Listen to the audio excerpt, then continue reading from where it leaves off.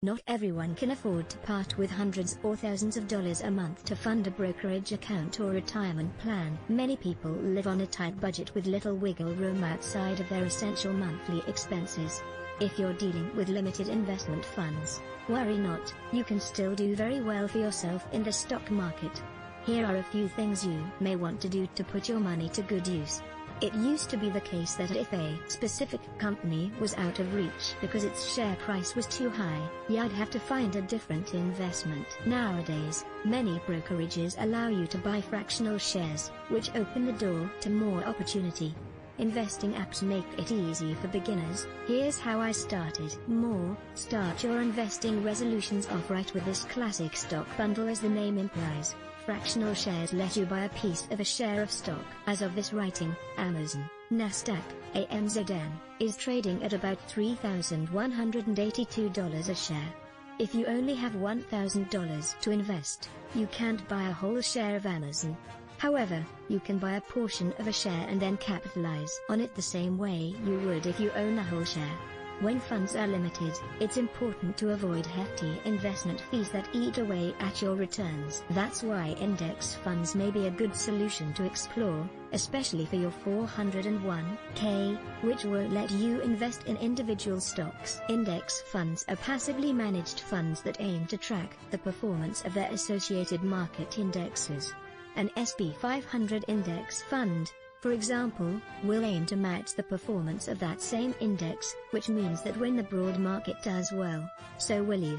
The great thing about index funds is that their fees, which are known as expense ratios, are just a fraction of what you'll generally pay to invest in actively managed mutual funds, but you won't necessarily lose out on performance, because index funds generally outperform actively managed funds.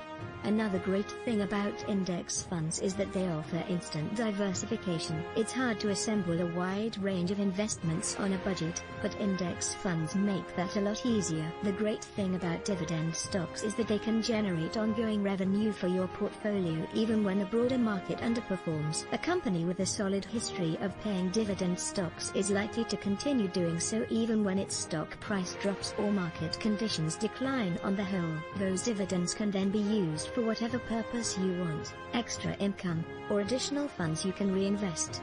It's a common misconception that you need to have a lot of money to do well in the stock market. If you can't afford to max out a 401k, or pump thousands of dollars each year into a brokerage account, invest what you can. The sooner you get started, the sooner you can put your money to work, and that's a great way to turn a modest amount of cash into quite a substantial sum through the years. John Mackey, CEO of Whole Foods Market, an Amazon subsidiary, is a member of the Motley Fool's board of directors.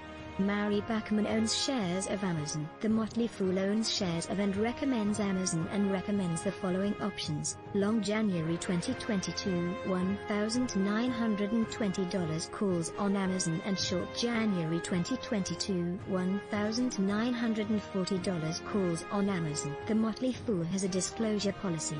The Motley Fool is a USA Today content partner offering financial news, analysis, and commentary designed to help people take control of their financial lives. Its content is produced independently of USA Today. Offer from the Motley Fool: find out why Amazon is one of the 10 best stocks to buy now. Motley Fool co-founders Tom and David Gardner have spent more than a decade beating the market.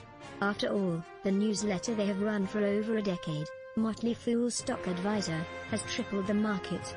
Tom and David just revealed their 10 top stock picks for investors to buy right now. Amazon is on the list, but there are 9 others you may be overlooking. Click here to get access to the full list. Stock Advisor returns as of November 20, 2020.